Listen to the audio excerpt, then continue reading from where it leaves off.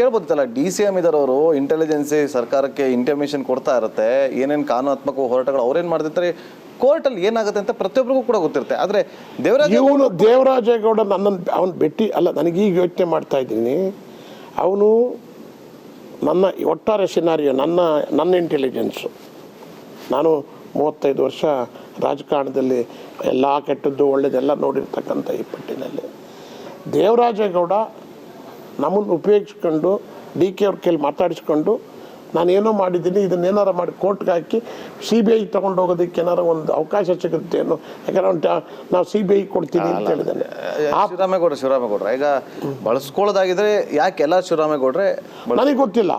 ನಾನು ಮಾತಾಡಿದ ತಕ್ಷಣ ನಾನು ದಿನ ಭೇಟಿ ಮಾಡ್ಬೇಕಣ್ಣ ಅಂತ ಹೇಳಿ ನಾನು ಬಂದು ಯಾವತ್ತೂ ಭೇಟಿ ಮಾಡದೇ ಇದ್ದನು, ಸಾಯಂಕಾಲದೊಳಗೆ ಮೀಟಿಂಗ್ ಮಾಡಿ ರಾತ್ರಿ ಫೋನಲ್ಲಿ ಮಾತಾಡಿ ಅಷ್ಟಕ್ಕೆ ಸೀಮಿತ ಮಾಡಿದ್ದಲ್ಲ. ನೀವೇ ಫೋನ್ ಮಾಡಿದ್ದು ಅಲ್ಲ, ನನಗೆ ನಾನೇ ಹೇಳಿಲ್ಲ ನಿಮಗೆ, ನಾನು ಎಲ್ಲ ಮಾಧ್ಯಮಕ್ಕೂ ಇದನ್ನ ಹೇಳಿದ್ದೀನಿ, ನಾನಾಗೇ ಫೋನ್ ಮಾಡಿದ್ದು. ಏನು ಮಾಡಿಲ್ಲ ಅಂದಿದ್ರೆ ಅಲ್ಲ, ಮಾಡಿಲ್ಲ ಅಂದಿದ್ರೆ ಅವ್ನು ನಾನು ಭೇಟಿ ಮಾಡ್ತಿದ್ದೋ ಇಲ್ವೋ ನನಗೆ ಗೊತ್ತಿಲ್ಲ, ಇನ್ಯಾರನಾರ ಬಲಿ ಆಗ್ತಿದ್ದೋ ಏನೋ. ಅಂದ್ರೆ ನಿಮ್ಮನ್ನ ಬಲಿಪಶು ಮಾಡೋದಕ್ಕೆ ಅಂತಾನೆ ಪ್ಲಾನ್ ಅಲ್ಲ, ಅವನಿಗೆ ನಮ್ಮನ್ನು ಬಲಿಪಶು ಮಾಡೋದ್ರ ಮೂಲಕ ಅವನು ಈಗ SIT ನಲ್ಲಿ ಈಗ ನಿನ್ನೆ ಕಾರ್ತಿಕ್ ಹೇಳಿಕೆ ನಾನು ಗಮನಿಸಿದೆ. ಕಾರ್ತಿಕ್ ಹೇಳಿಕೆ ಏನು ಹೇಳ್ತಾನೆ, ಅನಾಹುತ ಆಗಿರೋದು ಬೇರೆ ಜಾಗದಲ್ಲಿ, ಅನಾಹುತ ಆದಮೇಲೆ ಅವನ್ನ ಪೆನ್ ಡ್ರೈವನ್ನ ಅವ್ನು ಡ್ರಾ ಮಾಡ್ಕೊಂಡದ್ದು ಅವನೇ ಒಪ್ಕೊಂಡಿದ್ದಾನೆ. ಪೆನ್ ಡ್ರೈವ್ ಯಾರು ಕೇಳ್ಕೊಟ್ಟೆ ಅಂದರೆ ನಾನು ದೇವರಾಜೇಗೌಡರು ಕೇಳ್ಕೊಟ್ಟೆ ಅಂತಾನೆ.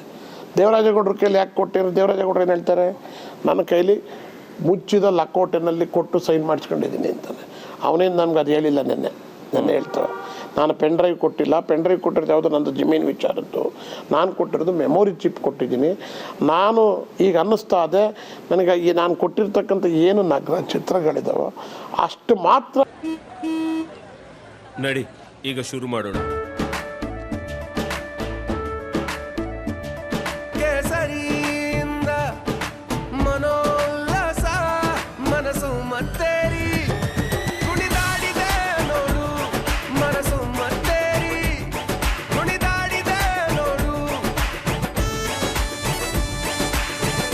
ಕ್ಷಣ ಕ್ಷಣವೂ ಆಚರಿಸಿ ಕೇಸರಿ ಹಬ್ಬ. ವಿಮಲ್ ಬಾಯಲ್ಲಿ ಹೇಳಿ ಕೇಸರಿ. ಅವನು ಬಿಡುಗಡೆ ಮಾಡಿದ್ದಾನೆ. ಇದು ದೇವರಾಜ್ಞೆ ಬಿಡುಗಡೆ. ಯಾರು ಬಿಡುಗಡೆ ಮಾಡಿದ್ದು? ದೇವರಾಜ್ಞೆ ಬಿಡುಗಡೆ ಮಾಡ್ಯವನೇ ಅಂತ ಇವನು ಹೇಳ್ದ, ಯಾರು ಕಾರ್ತಿಕ್ ಗೌಡ. ಆ ದೇವರಾಜೇಗೌಡ ನಿಮ್ಗೆ ಆ ವಿಚಾರ ಹೇಳಿದಾಗ ನೀವು ಒಂದು ಮಾತು ಹೇಳ್ಬೋದಿತ್ತಲ್ಲ, ಯಾಕಪ್ಪ 2 ವರ್ಷದಿಂದ ಪೆನ್ ಡ್ರೈವ್ ಇಟ್ಕೊಂಡು ನಿಮ್ಮ ಹತ್ರ ಈ ತರ ಮಾಡ್ತೀರಾ, ಒಂದು ಕಂಪ್ಲೇಂಟ್ ಕೊಡ್ಬೋದಿತ್ತಲ್ಲ, ಯಾಕೆ ಕೊಡಲಿಲ್ಲ ಅಂತ ಪ್ರಶ್ನೆ ಮಾಡಿದ್ರ? ಇಲ್ಲ, ಬಂದ್ಬಿಟ್ಟು ಎಲ್ಲ ಕಂಪ್ಲೇಂಟ್ SIT ಯಾರ ಇದು ಪೆನ್ ಡ್ರೈವ್ದ ನಾನು ಅಷ್ಟ್ರ ಮಟ್ಟಿಗೆ ಏನು ಗಮನ ಹರಿಸ್ಲೇ ಇಲ್ಲ. ನಾನು ಹರಿಸ್ಲೇ ಇಲ್ಲ.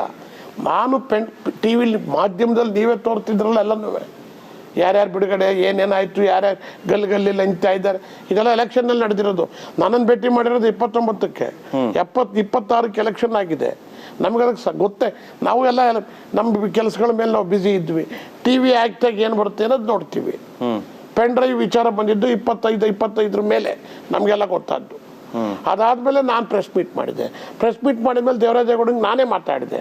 ದೇವರಾಜೇಗೌಡಂಗೆ ಒಂದೇ ಸರಿ ಮಾತಾಡಿ ಅವನಿಗೆ ನಿನ್ಗೆ ನೀನು ಇಷ್ಟೆಲ್ಲ ಮಾಡ್ತಿದ್ದೆ ಹೋರಾಟ, ನಿನಗೆ ಒಳ್ಳೇದಾಯ್ತಲ್ಲಪ್ಪ ಅಂತ ಹೇಳಿದ್ದಕ್ಕೆ ನನ್ನನ್ನು ಬಂದು ಭೇಟಿ ಮಾಡಿ DK ಶಿವಕುಮಾರ್ ಪರಿಚಯ ಮಾಡಿ ಅಂತ ಕೇಳಿದ ಮೇಲೆ ನಾನು DK ಶಿವಕುಮಾರ್ ಅವರಿಂದ ಹೇಳಿದರೆ ಅವ್ನು ಮುಚ್ಚಿಟ್ಕೊಳ್ಳೋದು ಬೇಡ, ಅವನು ಪ್ಲೇ ಮಾಡಲಿ.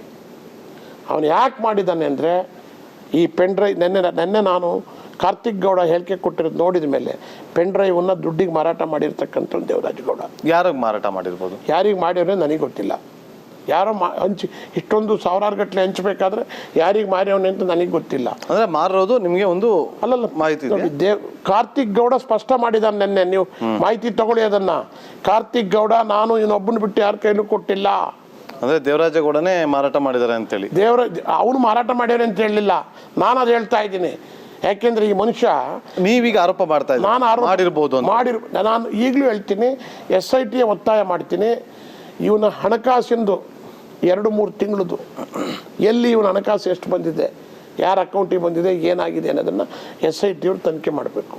ಇವನಿಗೆ ನನ್ನ ಹತ್ರ ಇಲ್ಲಿ ಬಂದು ಕೂತ್ಕೊಂಡಾಗ ಬೆಳಿಗ್ಗೆ ಬಂದ ಇಲ್ಲೇ ಅಮೌಂಟ್ ಕೊಡ್ಬೇಕಾದ್ರೆ ಅಕೌಂಟಲ್ಲೇ ಕೊಡ್ಬೇಕಾ?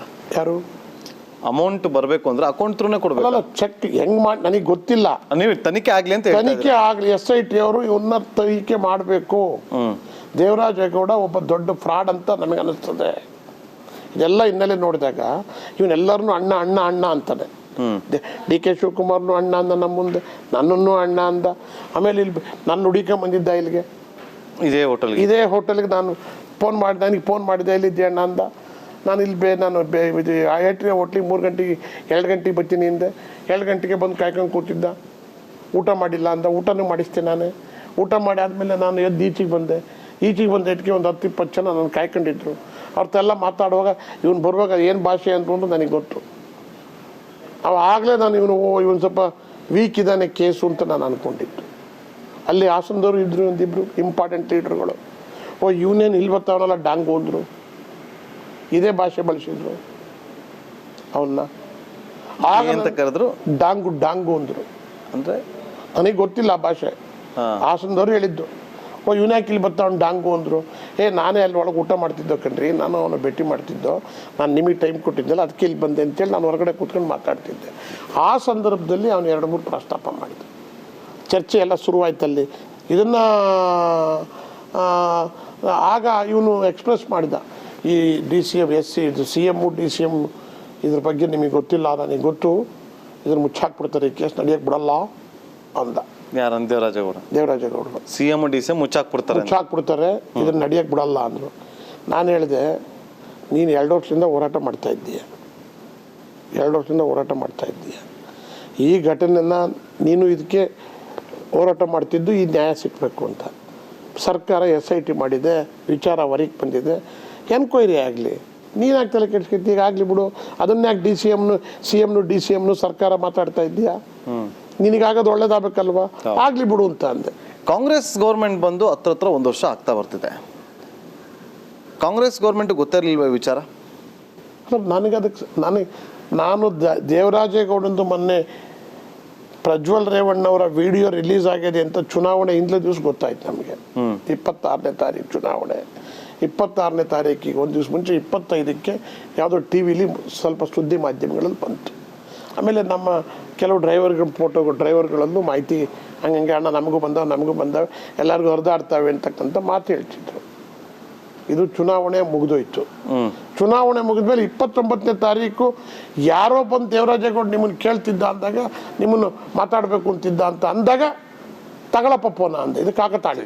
ಇದಾಗಿತ್ತು ಈ ಕ್ಷಣದ ವಿಶೇಷ. ನೋಡ್ತಾ ಇರಿ ರಿಪಬ್ಲಿಕ್ ಕನ್ನಡ, ಇದು ನಿಮ್ಮ ಧ್ವನಿ. ಕ್ಯಾಪ್ಟನ್ ಅರ್ಜುನ್ ಕೊಂದಿದ್ದು ಯಾರು? ಅವ್ರ ನರೇಟಿವ್ ಎಲ್ಲಿ ತಂದಿಟ್ಟಿದ್ದಾರೆ ಅಂತಂದ್ರೆ ಸಂಪತ್ತನ್ನ ಹಂಚಿಬಿಡೋದು ಅಂತ. ಇದು ಸ್ಟುಡಿಯೋ ಟಿಪ್ಪು ಜಯಂತಿ ಮಾಡಕ್ಕೆ ಅವ್ರಿಗೆ ಖಂಡಿಸಿದ್ರು. Very nice. ಯಾರು ತಪ್ಪು ಮಾಡಿರೋದಿಲ್ಲಿ? ಓಲೈಕೆ ಹೇಳಿಕೆ ಇದು ಅಂತ ಹೇಳಿ ಯಾಕೆ ಪರಿಗಣಿಸಬಾರದು? I.N.I.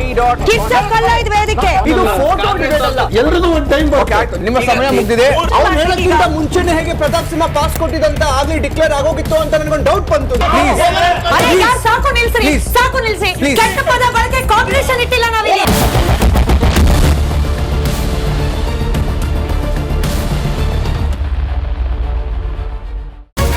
ರಿಪಬ್ಲಿಕ್ ವರ್ಡ್ ಆಪ್ ಇದು ಕೇವಲ ಅಪ್ಲಿಕೇಶನ್ ಅಲ್ಲ, ಸಮಗ್ರ ಸುದ್ದಿಗಳ ಸಂಪರ್ಕ ಮಾರ್ಗಕ್ಕೆ ಕ್ರಾಂತಿಕಾರಿ ಬದಲಾವಣೆ.